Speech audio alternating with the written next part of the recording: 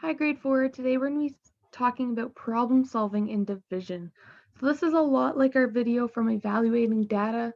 It's the same 5 steps, so it'll be pretty simple for you guys to understand today if you've already watched that other video. So Dino Days Cafe made about $422.32 in 8 hours. What was the average amount of money per hour? So what we're going to do is we're going to start with step number 1. We have to understand the question. We have to restate the questions so we know what they're asking. So they're trying to figure out how much money did the snack bar average in 1 hour. So that's all they're trying to find out.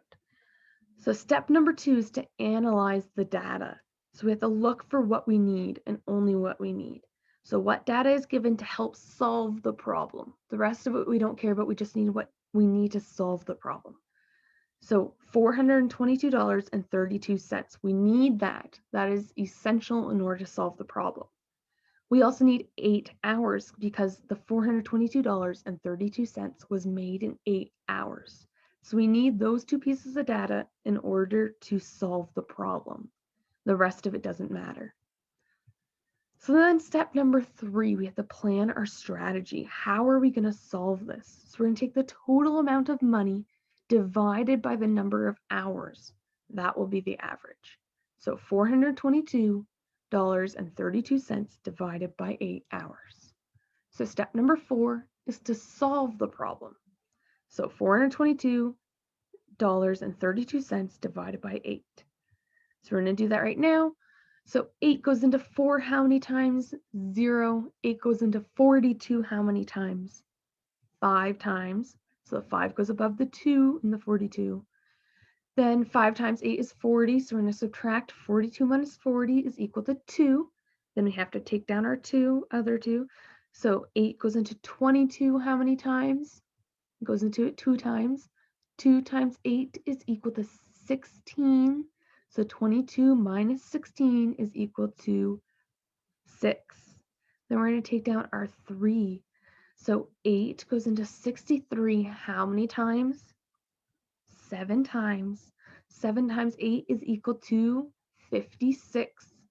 63 minus 56 is equal to 7. Then we take down our 2.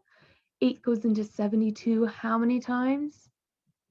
9 times. 9 times 8 is equal to 72. 72 minus 72 is equal to 0. And because we're talking about money, we have to make sure we put our decimal point above where it is right now, the same spot, but in the answer. So it just goes straight up and our dollar sign in front of our answer. So that means that $422.32 divided by 8 is equal to $52.79. So in step number 5, we have to evaluate the result. So we got $52.79 as our result. Is that answer reasonable?